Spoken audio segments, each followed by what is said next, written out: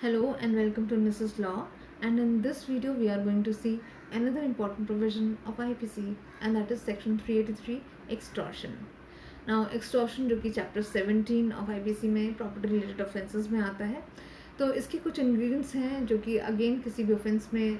को कंप्लीट करने के लिए क्या चाहिए होता है, mains Riya and acts Reis. उसी तरीके से हम यहाँ पे भी देखेंगे कि वो मेंस रिया या guilty mind and the actus reus यानी कि एनी एक्ट और conduct which is forbidden by law वो कौन कौन से हैं यहाँ पर। कहता है that whoever intentionally puts any person in fear of injury to that person or to any other person dishonestly induces this person to deliver any property or valuable security or anything sealed or signed which may be converted into a valuable security would said to have committed the offense of extortion. For example,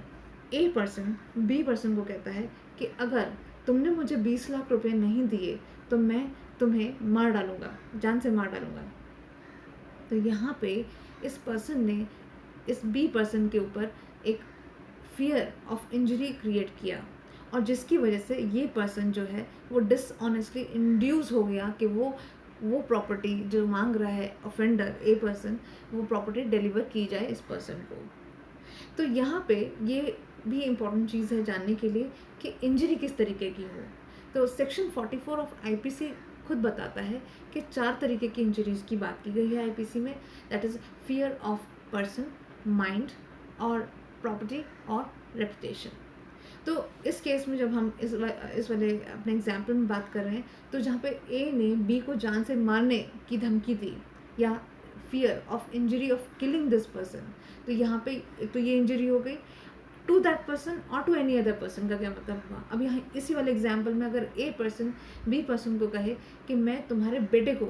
जान से मार डालूंगा अगर तुमने मुझे 20 लाख रुपए नहीं दिए, तो इस केस में भी टू एनी अदर पर्सन, ये वो एनी अदर पर्सन की बात करें। और यहाँ पे इस तरीके से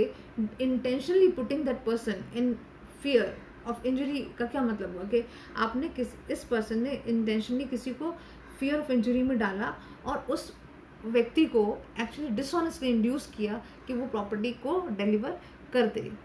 तो कहने का मतलब ये है कि यहाँ पे प्रॉपर्टी भी किसी तरीके की हो सकती है, वो पैसे हो सकते हैं, वो ज्वेलरी हो सकती है, वो कोई स्टैम्प पेपर या फिर सील्ड पेपर या फिर कोई ब्लैंक पेपर भी हो सकता है जिसके ऊपर साइन या सील करने की बात की जा रही हो और जो एक्चुअली ऑफेंडर चाहता है कि बी उसको डिलीवर कर दे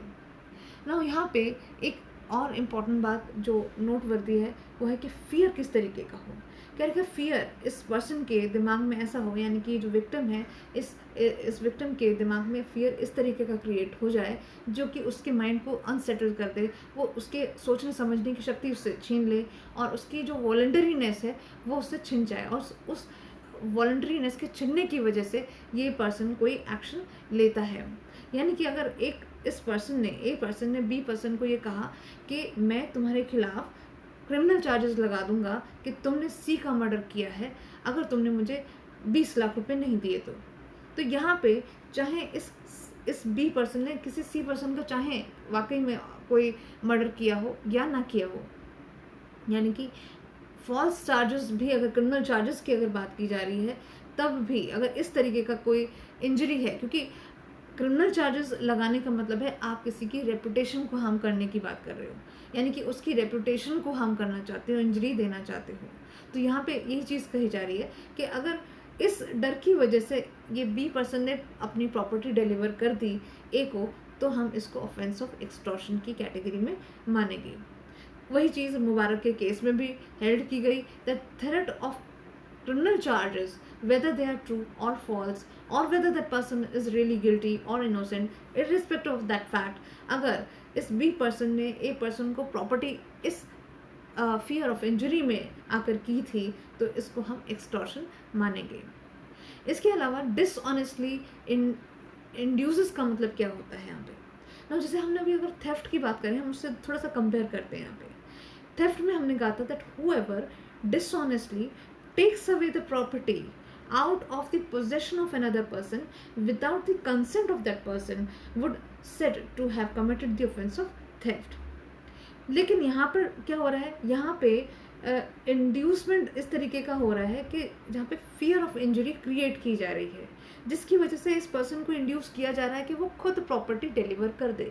यानी कि यहाँ पे ऑफेंडर छीन नहीं रहा, टेक अवे नहीं कर रहा, taking away the property out of the possession of this person without this person consent नहीं हो रहा। यहाँ पे ये खुद कंसेंट दे रहा है, बिल्कुल दे रहा है, लेकिन कंसेंट क्यों दे रहा है? क्योंकि ये इंड्यूसमेंट में है, क्योंकि ये बेचारा डरा हुआ है, इसीलिए ये खुद प्रॉपर्टी डिलीवर कर रहा है। इसीलिए इस वाले ऑफेंस को हम थेफ्ट नहीं बोलेंगे, इस ऑफेंस को हम एक्सटॉर्शन की कैटेगरी में डालेंगे। आई होप आपको इस पूरे छोटे से वीडियो से ये कंसेप्ट ऑफ एक्सटॉर्शन क्लियर होगा। Thank you so much for watching this video.